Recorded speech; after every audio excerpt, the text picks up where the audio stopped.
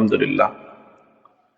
মুআজ্জাজ মুহতারাম, সম্মানিত মুসল্লিয়ানে কেরাম, মহান রবের আলিশান দরবারে, মহান রবের আজিমুশ-শান দরবারে লক্ষ কোটি তার চাইতে আরো বেশি শুকুর এবং সুজুদ জ্ঞাপন করছি, যে মহান মনিব আমাদেরকে দয়া করে, মায়া করে, মেহেরবানি করে, ভালোবেসে গুনাহ মাফ করানোর আরো একটা সুযোগ দিয়ে আমাদেরকে এই জুমার মসজিদে আসা, বসা, আলোচনা করা এবং শোনার তৌফিক দান করেছেন।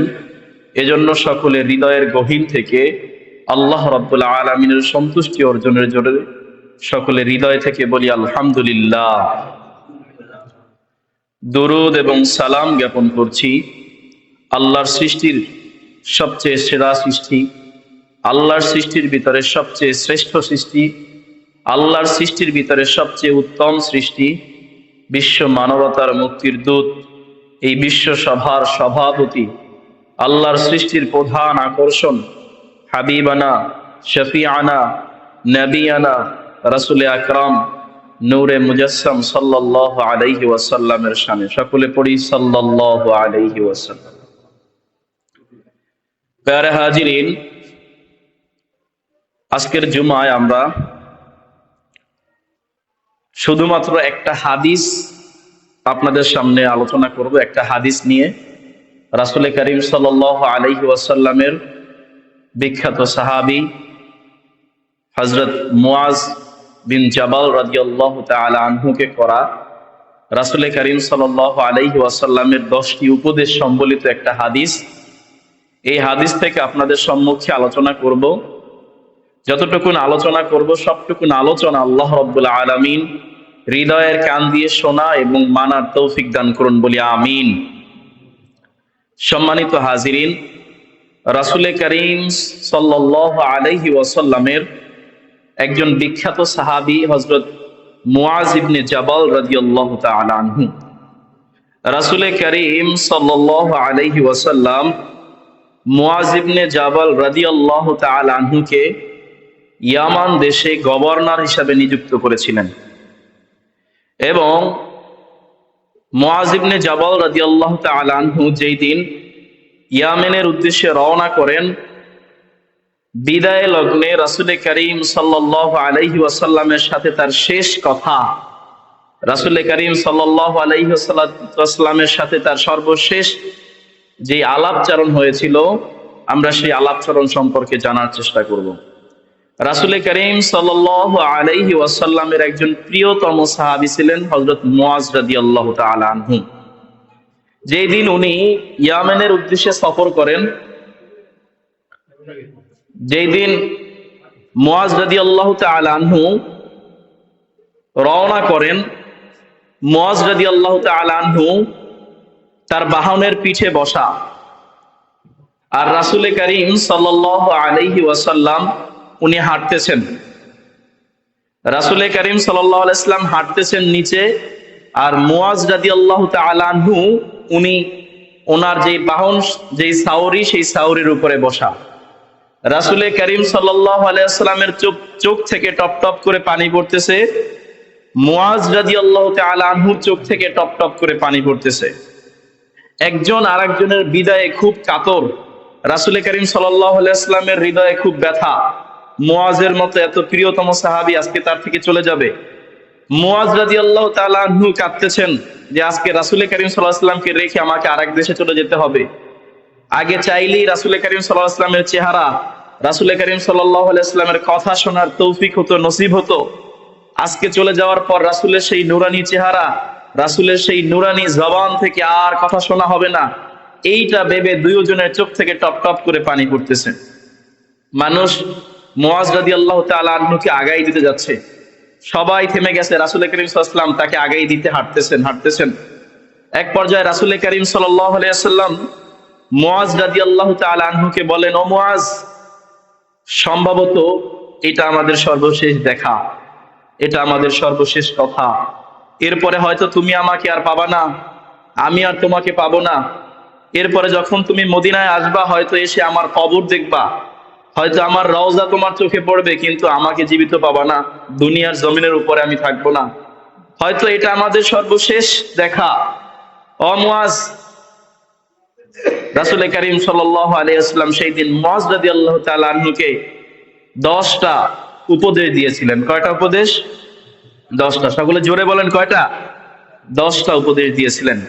আমরা সেই 10টা উপদেশ সম্পর্কে জানার চেষ্টা করব। এই উপদেশগুলা ছিল মুআজ রাদিয়াল্লাহু তাআলা আনহুর জন্য, কিন্তু কিয়ামত যতদিন থাকবে মুআজ রাদিয়াল্লাহু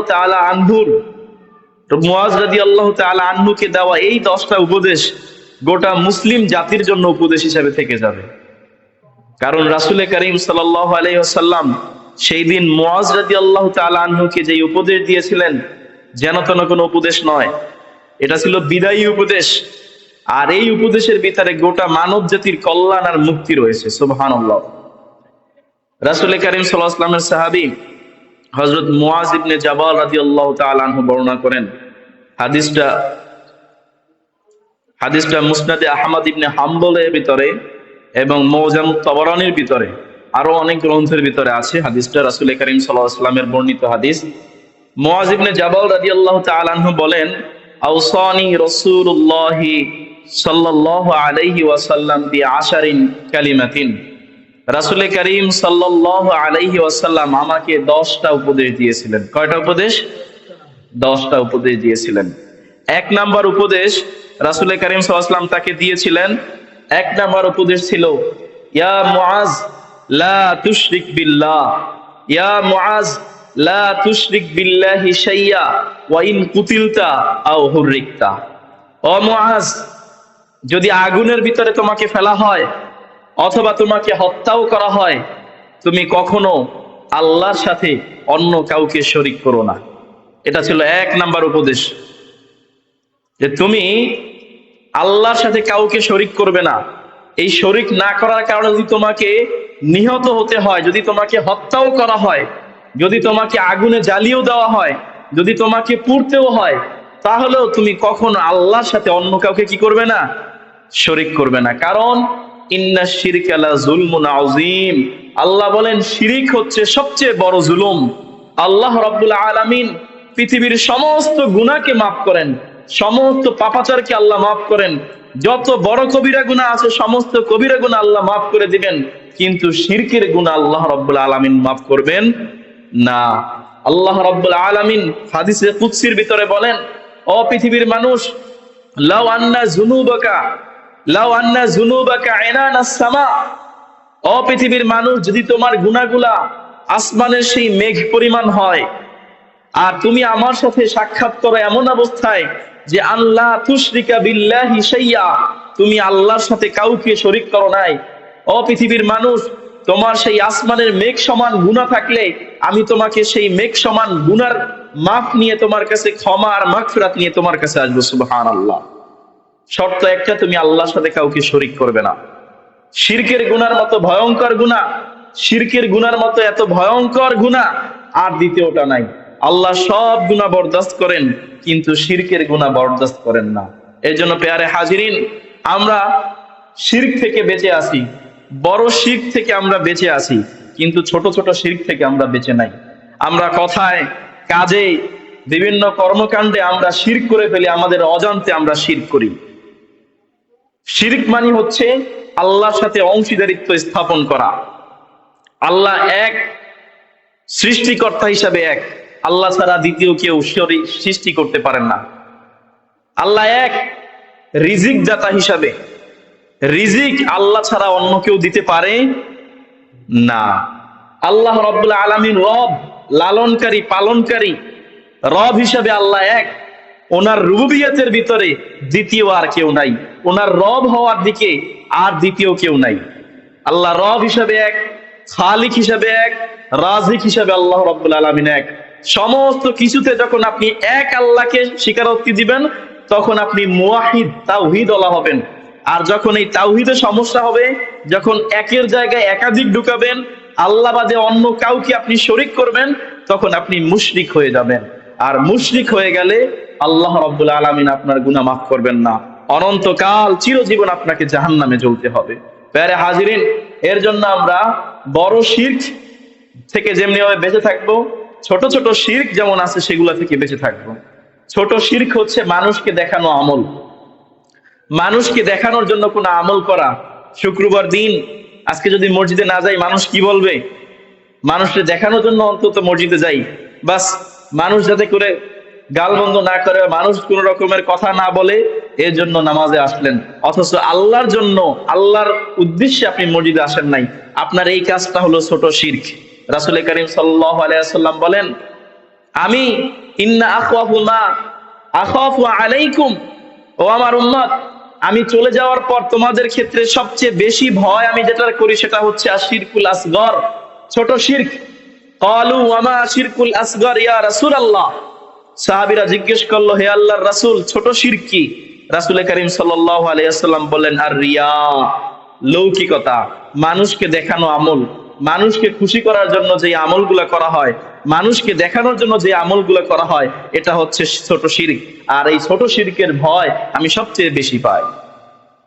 আল্লাহ রাব্বুল আলামিন বলেন, ফাওয়াইলুল লিল মুসাল্লিন, সেই মুসল্লিদের জন্য দুর্ভোগ, ধ্বংস সেই সমস্ত মুসল্লি, সেই সমস্ত নামাজি, আল্লাযীনা হুম ফি সালাতিহিম সাহুন, যারা নামাজের ভিতরে উদাসীন থাকে, আল্লাযীনা হুম ইউরাউন, যারা মানুষকে দেখানোর জন্য নামাজ পড়ে, রিয়া যুক্ত নামাজ পড়ে, রিয়া যুক্ত ইবাদত করে। আল্লাহ রাব্বুল আলামিন বলেন, সেই সমস্ত নামাজিরা ধ্বংস। এর জন্য পেয়ারে হাজিরিন, শিরক থেকে আমাদেরকে বেঁচে থাকতে হবে। শিরকের সাথে কোনো আপোষ নাই, শিরকের সাথে কোনো রকমের কম্প্রোমাইজ নাই, শিরকের সাথে আমরা কোনো রকমের সাহিত্য দাদাজি না। এর জন্য কথা, কাজে, কর্মকাণ্ডে, কর্মস্থলে সব জায়গায় আমরা শিরক মুক্ত থাকবো। আল্লাহ তৌফিক দান করুন, বলি আমিন। সম্মানিত হাজিরিন, মুআজ রাদিয়াল্লাহু তাআলা আনহুকে দেওয়া রাসূলের প্রথম উপদেশ ছিল, ও মুআজ, লা তুশরিক বিল্লাহি শাইয়্যা, তুমি আল্লাহর সাথে অন্য কাউকে শিরিক করবে না, শরীক করবে না। ওয়া ইন কুতিলতা ওয়া হুররিকতা, যদিও তোমাকে হত্যা করা হয় কিংবা আগুনে পুড়িয়ে মারা হয়। এজন্য পেয়ারে হাজিরিন, ভয় পেয়ে একজনে গুলি ধরছে, পিস্তল ধরছে, বাস এবারে আপনি তাদের শরিক করে ফেললেন, আল্লাহর সাথে শরিক করে ফেললেন, ভয়ে শরিক করে ফেললেন। এই ভয়ে শরিক করা যাবে না, আল্লাহর সাথে শিরিক করা যাবে না। আপনি জীবন দিয়ে দিবেন, মৃত্যু গ্রহণ করে নেবেন, কিন্তু আল্লাহর সাথে কাউকে কি করবেন না, শরিক করবেন না। আল্লাহ আমাদের তৌফিক দান করুন, বলি আমিন। এটা ছিল প্রথম উপদেশ। দ্বিতীয় উপদেশ, রাসূল কারীম সাল্লাল্লাহু আলাইহি ওয়াসাল্লাম বলেন, ওয়ালা তাউক্কান্না ওয়ালিদাইক, ও মুআজ, পৃথিবীতে যতদিন তুমি বেঁচে থাকবা, এই বেঁচে থাকার সময় ওয়ালা তাউক্কান্না ওয়ালিদাইক, তুমি তোমার পিতামাতার অবাধ্য হবে না, পিতামাতার অবাধ্য হবে না। ওয়াইন ওয়াইন আমারাকা আন তাখরুজা মিন আহলিকা ওয়া মালিকা, ওয়াইন আমারাকা আন তাখরুজা মিন মালিকা ওয়া আহলিকা, ওয়া মুআজ, তোমার বাবা মার কখনো অবাধ্য হবে না, যদিও তোমার বাবা মা তোমাকে তোমার সম্পদ থেকে, তোমার পরিবার থেকে বের হয়ে যাওয়ার আদেশ করে। খুব কঠিন বিষয়। যদি তোমার পিতামাতা তোমাকে তোমার পরিবার থেকে বের করে দেয়, তোমার সম্পদ থেকে তোমাকে বের করে দেয়, তারপরও তুমি পিতামাতার অবাধ্য হবা না। কারণ পিতামাতা হচ্ছে আল্লাহর পরে সবচেয়ে বেশি ইহসান পাওয়া, সবচেয়ে বেশি উত্তম আদব পাওয়ার অধিকারী। আল্লাহ রাব্বুল আলামিন বলেছেন, ওয়াকাদা রাব্বুকা আল্লা তা'বুদু ইল্লা ইয়্যাহু, আল্লাহ রাব্বুল আলামিন ফয়সালা করেছেন তোমরা এক আল্লাহর ইবাদত করবে, ওয়াবিল ওয়ালিদাইনি ইহসানা, আর আল্লাহর পরে তোমরা পিতামাতার ক্ষেত্রে ইহসান করবে, পিতামাতার সাথে সৎ ব্যবহার করবে। রাসূল কারীম সাল্লাল্লাহু আলাইহি ওয়াসাল্লাম মুআজ রাদিয়াল্লাহু তাআলা আনহুকে বলেন, ও মুআজ, যদি তোমার বাবা মা তোমাকে তোমার পরিবার থেকে, তোমার আত্মীয় স্বজনদের থেকে সম্পর্ক ছিন্ন করে দেয়, যদি তোমার সম্পদ থেকে তোমাকে বের করে দেয়, তারপরও তুমি তোমার বাবা মার সাথে কি করবে না, অবাধ্যতা করবে না। আফসোস লাগে এটা। আমি শুনেছি আমাদের সমাজে নাকি এরকমের হয় যে ছেলে তার মাকে মারে, ছেলে তার বাবাকে মারে, এবং জঘন্য ভাবে মারে। হায় হায়, আফসোস। রাসূল কারীম সাল্লাল্লাহু আলাইহি ওয়াসাল্লাম বলেছেন, রিদার রাব্বি ফি রিদাল ওয়ালিদাইন, আল্লাহর সন্তুষ্টিতে বাবা মার সন্তুষ্টির ভিতরে নিয়োজিত। ওয়া সাখাতুর রাব্বি ফি সাখাতিল ওয়ালিদাইন, আর আল্লাহর অসন্তুষ্টি হচ্ছে বাবা মার অসন্তুষ্টির ভিতরে। কোন ব্যক্তি যদি বাবা মার সন্তুষ্টি অর্জন করে, আল্লাহ রাব্বুল আলামিন সেই বান্দার উপরে সন্তুষ্ট হয়ে যান। আর কোন ব্যক্তির ক্ষেত্রে যদি তার বাবা মা অসন্তুষ্ট হয়ে যান, যত বড় ইবাদতকারী হোক, যত আমল তার থাকুক, মক্কা মদিনার যদি ইমামও হয়, সে বাবা মার সাথে যদি সে বেয়াদবি করে, আল্লাহ রাব্বুল আলামিন তার ক্ষেত্রে কখনো সন্তুষ্ট হবেন না, তাকে এই শাস্তি পেতেই হবে। আপনি মনে করেন বাবা মাকে কষ্ট দিয়ে সমাজের মানুষের খুব উপকার করছেন, সমাজের প্রত্যেকটা মানুষ আপনার জন্য সুপরামর্শ দেয়, প্রত্যেকটা মানুষ আপনার শুভাকাঙ্ক্ষী, সবাই আপনার ভালো বলে, কিন্তু পিতামাতাকে আপনি প্রত্যেক দিন কষ্ট দেন, তাকে ঘরের ভিতরে তাদেরকে আপনি জ্বালা যন্ত্রণার ভিতরে রাখেন, আপনি মনে করে রাখছেন আল্লাহ আপনাকে মাফ করে দিবেন। কোশ্চিন কালেও না। পিতামাতার সাথে অবাধ্য থাকলে ওই সন্তান যত বড় আল্লাহর ওলি হোক না কেন, আল্লাহ রাব্বুল আলামিন তাকে মাফ করবেন না। আপনারা জানেন যে বনি ইসরাইলের একজন লোক ছিল, বড় আল্লাহর ওলি ছিল, অনেক বড় আল্লাহর ওলি ছিল, সব সময় নামাজ পড়তো, সব সময় তাহাজ্জুদ পড়তো, কোনো ইবাদত বাদ দিত না। একদিন উনি নামাজে ছিলেন, ওনার বাবা মা, ওনার মা এসে তাকে পিছন থেকে ডাক দিয়েছিল। তো নামাজে থাকা অবস্থায় সেই আল্লাহর ওলি উনি মনে মনে ভাবতেছিলেন যে এখন তো নামাজ পড়তেছি, নামাজটা শেষ হলে গিয়ে মা কি জন্য ডাকছে তার ডাকে সাড়া দিয়ে আসবো। কিন্তু মা পিছনে বসে ডেকে উনি মনে কষ্ট নিয়ে চলে গিয়েছিলেন। যখন মনে কষ্ট নিয়ে চলে গিয়েছিলেন, সেই সময় মা তার জন্য একটা বরদোয়া করে ফেলেছিলেন, একটা আল্লাহর কাছে একটা লানত দিয়ে ফেলেছিলেন। সেই সময় তার সেই মা তার চোখে বলেছিলেন যে আমার এই সন্তান, আল্লাহ তুমি তাকে দুনিয়ায় বসে নারীদের ফেতনায় না ফেলে কবরে নিও না। একটু কষ্ট পেয়ে এই কথাটা বলেছিলেন। ওই মার ডাকে সে সাড়া দেয়, অথচ সে নামাজ পড়তেছিল। আল্লাহ রাব্বুল আলামিন তার এই অভিশাপ, তার এই লানতকে কবুল করে নিয়েছিলেন। এবং হাদিসের ভিতরে এভাবে উল্লেখ আছে, সেই আল্লাহর ওলি তাকে একটা মেয়ের, একটা বেশ্যা, একটা পতিতা মেয়ের ফিতনার ভিতরে আল্লাহ রাব্বুল আলামিন ফেলেন, সমস্ত মানুষ তাকে নিয়ে বিচার বসায়, সর্বশেষ এক পর্যায়ে আল্লাহ রাব্বুল আলামিন তাকে সেই নারীর ফিতনা থেকে হেফাজত করে। তো আমি সংক্ষেপে বলে গেলাম যে একজন আল্লাহর ওলি সবসময় আল্লাহর জন্য নামাজ পড়ে, রোজা রাখে, সবকিছু করে, শুধুমাত্র মায়ের এতটুকু কষ্ট দেওয়ার কারণে, এতটুকু বরদাস্ত না করার কারণে তাকে দুনিয়ায় বসে নারীদের ফিতনায় পড়তে হয়েছে। আমাদের আফসোস, আমরা কথায় কথায় মা বাবাকে কষ্ট দিই, কথায় কথায় মা বাবার সাথে বেয়াদবি করি, মা বাবার অবাধ্য হই। আল্লাহ রাব্বুল আলামিন আমাদেরকে ছাড় দেবেন না। প্যারে হাজিরিন, মা বাবা এমন এক জিনিস, রাসূল করিম সাল্লাল্লাহু আলাইহি ওয়াসাল্লাম, উনি রাসূল করিম সাল্লাল্লাহু আলাইহি ওয়াসাল্লাম আল্লাহর কাছে প্রার্থনা করেন, আল্লাহ জন্মের পরে বাবার মুখ দেখি নাই, জন্মের কিছুদিন পর মা দুনিয়া থেকে চলে গেছে, অঝোর দ্বারা রাসূল করিম সাল্লাল্লাহু আলাইহি ওয়াসাল্লাম কাঁদতেছেন, আল্লাহ আমাকে একটু অনুমতি দেন, আমি একটু আমার মা বাবার কবরটা যাই একটু জিয়ারত করে আসি।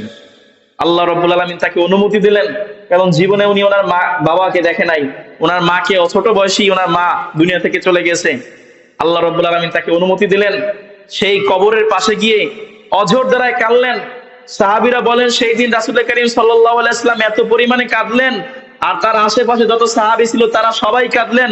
কাঁদতে কাঁদতে রাসূল করিম সাল্লাল্লাহু আলাইহি ওয়াসাল্লামের দাড়ি মুবারক ভিজে ভিজে টপ টপ করে জমিনের ভিতরে তার চোখের পানি পড়তেছিল। আর আমরা মা বাবাকে পাওয়ার পর মা বাবার মনে কষ্ট দিই। প্যারে হাজিরিন, এই দুনিয়াটা সংক্ষিপ্ত, ছোট্ট জীবন। এই ছোট্ট জীবনে বাবা মার অসন্তুষ্টি নিয়ে দুনিয়া থেকে বিদায় হবেন না। খবরদার, যদি বাবা মার সাথে বেয়াদবি হয়ে থাকে, যাদের বাবা মা জীবিত আছে, আজকের গিয়ে তাদের কাছে মাফ নেবেন, আজকের গিয়ে তাদের কাছে ক্ষমা নেবেন, না হয় আপনি বাঁচতে পারবেন না, না হয় আল্লাহর আযাব থেকে আপনি রক্ষা পাবেন না। মা বাবা বড় আজীব জিনিস। মা বাবার খেদমত নিয়ে, মা বাবার অধিকার নিয়ে একটা জুমা ইনশাল্লাহ আলোচনা করব। আজকে যেহেতু একটা বড় বিষয় নিয়ে, এজন্য সংক্ষেপে ছেড়ে দিয়েছি। হযরত মুআয ইবনে জাবাল রাদিয়াল্লাহু তাআলা আনহুকে দেওয়া রাসূল করিম সাল্লাল্লাহু আলাইহি ওয়াসাল্লামের দ্বিতীয় উপদেশ হলো, ও মুআয, ওয়ালা তাউক্কান্না ওয়ালিদাইক, তুমি তোমার মা বাবার অসন্তুষ্ট হবে না, অসন্তুষ্টি করবে না, মা বাবার অবাধ্য হবে না। ওয়া ইন আমারাকা আন তাখরুজা মিন মালিকা ওয়া আহলিকা, যদিও তারা তোমাকে তোমার সম্পদ থেকে, তোমার পরিবার থেকে বের করে দেয়। প্যারে হাজিরিন, আল্লাহ আমাদের সবাইকে মানার এবং বোঝার তৌফিক দান করুন, বলি আমিন। রাসূল করিম সাল্লাল্লাহু আলাইহি ওয়াসাল্লাম মুআয ইবনে জাবাল রাদিয়াল্লাহু তাআলা আনহুকে তৃতীয় উপদেশ দেন, ওয়ালা তাতরুকান্না সালাতান মাকতুবাতান মুতাআম্মিদান। ও মুআয, ইচ্ছাকৃতভাবে ফরজ নামাজ, সালাতান মাকতুবাতান, ইচ্ছাকৃতভাবে ফরজ নামাজ তুমি ছেড়ে দিও না। ইচ্ছাকৃতভাবে ফরজ নামাজ, আমাদের সমাজ তো সবাই নামাজ পড়ে, তাই না? সবাই মুসল্লি, তাই না? আরে কথা কন নাকি আপনারা? সবাই নামাজ পড়েন 5 ওয়াক্ত, তাই না? এই হাদিসের ভিতরে রাসূল করিম সাল্লাল্লাহু আলাইহি ওয়াসাল্লাম বলেন, ও মুআয, ওয়ালা তাতরুকান্না সালাতান মাকতুবাতান মুতাআম্মিদান। ও মুআয, ইচ্ছাকৃতভাবে ফরজ যেই নামাজ সেই নামাজ তুমি ছেড়ে দিও না। কারণ তুমি যদি ইচ্ছাকৃতভাবে ফরজ নামাজ ছেড়ে দাও, ফাকাদ বারিয়াত মিনহু জিম্মাতাল্লাহ, যেই ব্যক্তি ইচ্ছাকৃতভাবে ফরজ নামাজ ছেড়ে দেয়, আল্লাহ রাব্বুল আলামিন তার থেকে জিম্মা তুলে নেন। সেই ব্যক্তি আর আল্লাহর জিম্মায় থাকে না, সে শয়তানের জিম্মায় চলে যায়। ভাই কি করেন? নামাজ বাদ দিয়া দোকানদারি করেন, নামাজ বাদ দিয়া খেতে আল দেন, নামাজ বাদ দিয়া বুইরন, নামাজ বাদ দিয়া মাঠে যান, ঘাটে যান, বাজারে যান, জীবনে উন্নতি করতে চান, তাই না? আল্লাহ রাব্বুল আলামিন যদি আপনার থেকে জিম্মা তুলে নেয়, আল্লাহ রাব্বুল আলামিনের যদি হাত আপনার থেকে তুলে নেয়, আপনি কেমনে দুনিয়ায় শান্তিতে থাকবেন? কিভাবে মনে করেন যে দুনিয়ায় শান্তিতে থাকবেন? মসজিদ থেকে 5 বার, কয়বার? 5 বার মুয়াজ্জিন আজানে বলে হাইয়া আলাস সালাহ। কোথায় আসো? নামাজে আসো। কোথায় আসো? নামাজে আসার পরে দ্বিতীয়বার যখন ডাক দেয় তখন বলে হাইয়া আলাল ফালাহ, কল্যাণের দিকে আসো। কোথায়? তার মানে হচ্ছে আপনি যদি নামাজে আসেন, জীবনে কল্যাণ দেবেন কে? আল্লাহ। এর জন্য আগে আপনাকে নামাজে আসতে হবে, আগে নামাজের আহ্বান, এরপরে কল্যাণের আহ্বান। আগে নামাজ, পরে কল্যাণ।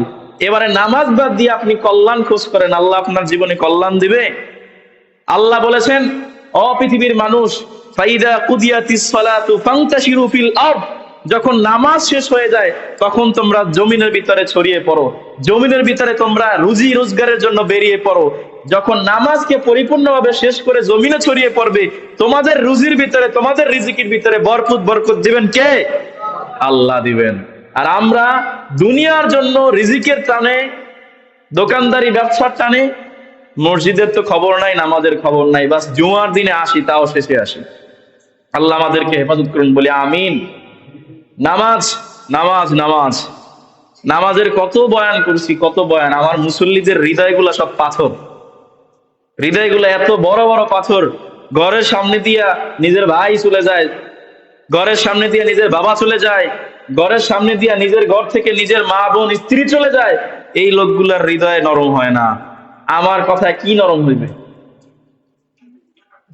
এত কঠিন হয়ে গেছে আপনাদের হৃদয়গুলা, এত কঠিন। অথচ রাসূল করিম সাল্লাল্লাহু আলাইহি ওয়াসাল্লাম যেই দিন ইন্তেকাল করেন, রাসূল করিম সাল্লাল্লাহু আলাইহি ওয়াসাল্লাম সর্বশেষ কথা ছিল আসসালাত, আসসালাত। ও আমার উম্মত, নামাজ, নামাজ, নামাজ। ও ভাই, মানুষ যখন মৃত্যুবরণ করে তখন উনি কি তামসামূলক কথা কয়, মজার কথা কয় মরার আগে আগে? সবচেয়ে গুরুত্বপূর্ণ যেই কথাটা, জীবনের সবচেয়ে তাৎপর্যপূর্ণ যেই কথাটা, মরার আগে সেই কথাটা বলে যায়। আমরা বলি মরার আগে এই কথা সে বলে গেছে, তার ওসিয়ত ছিল, সর্বশেষ ওসিয়ত এইটা।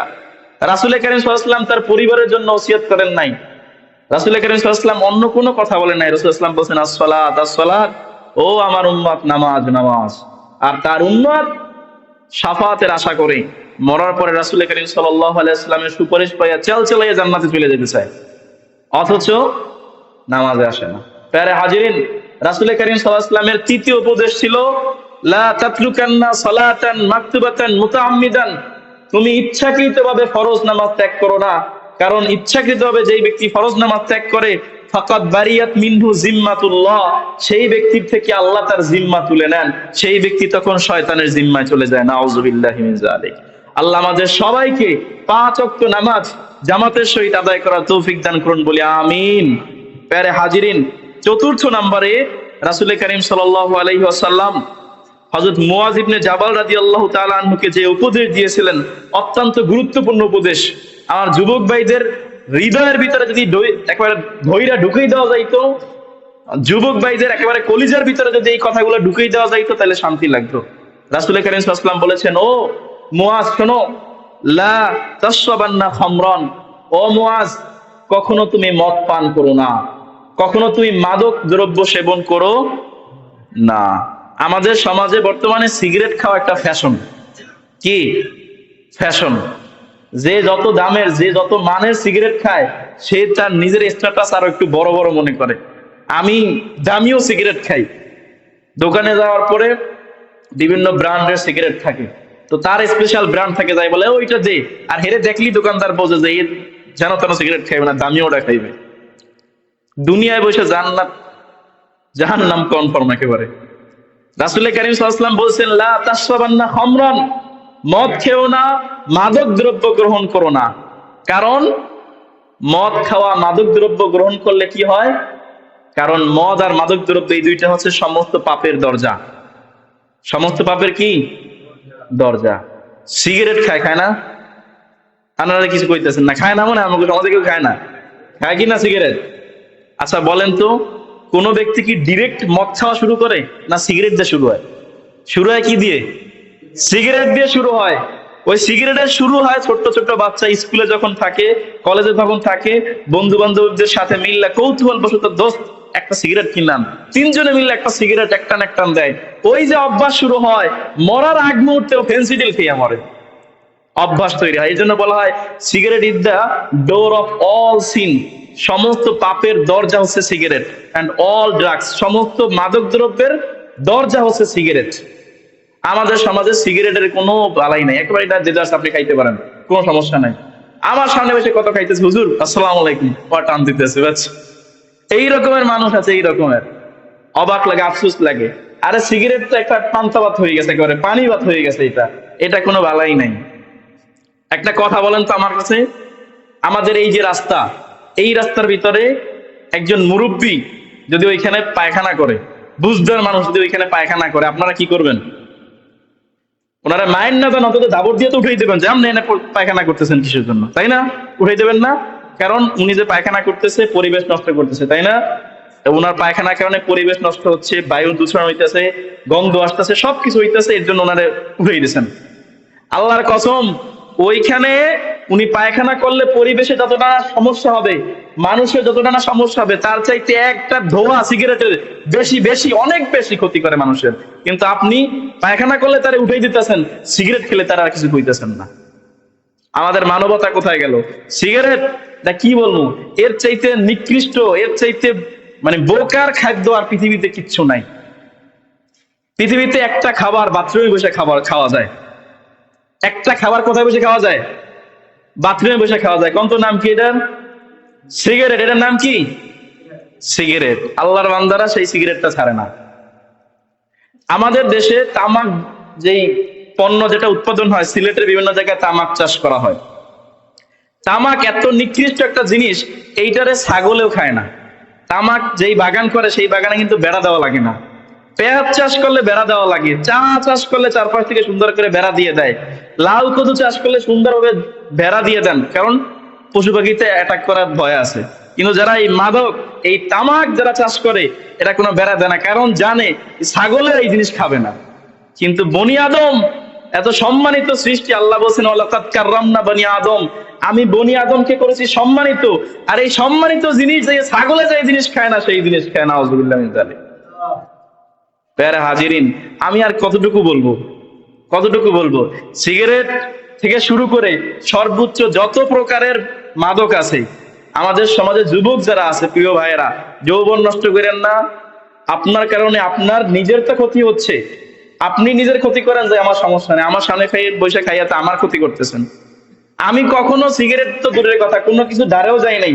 আপনি আমার সামনে বসে সিগারেট খাইয়া আমার ব্লাডটা, আমার ফুসফুসটা আপনি নষ্ট করতেছেন। এই অধিকার তো আপনার আমি দিই নাই, এই অধিকার তো আপনাকে দেওয়া হয় নাই। আপনি একা ধ্বংস হন, আমার পরিবেশটাকে আপনি কেন ধ্বংস করতেছেন? একটা মায়ের পেটের ভিতরে যখন একটা বাচ্চা থাকে, এই ধোয়ার কারণে ওই মায়ের পেটের বাচ্চা পর্যন্ত এফেক্ট হয়, এই বাচ্চা পঙ্গু হয়ে যাওয়ার সম্ভাবনা থাকে, সেই বাচ্চা জন্ম বিকলাঙ্গ হয়ে যাওয়ার সম্ভাবনা থাকে। আপনাকে তো এই অধিকার কেউ দেয় নাই। আপনি সিগারেট খান, একা একা পাপ করেন, যান, আপনার বিষয়টা আপনি বুঝেন আর আল্লাহ বুঝুক। তা আমার ক্ষতি করার অধিকার আপনারা কে দিছে? খবরদার।